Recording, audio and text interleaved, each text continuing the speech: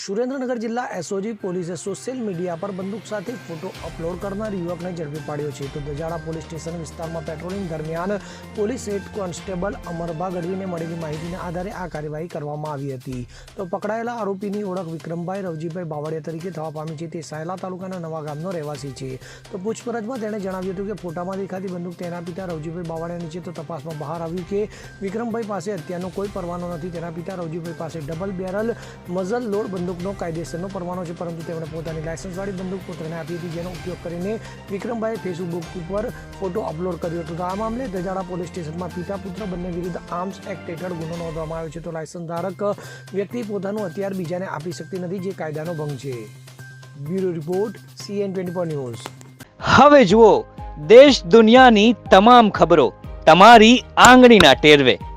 ઉઠાવો મોબાઈલ અને Google play store પરથી ડાઉનલોડ કરો અમારી CN24 ન્યૂઝ મોબાઈલ એપ.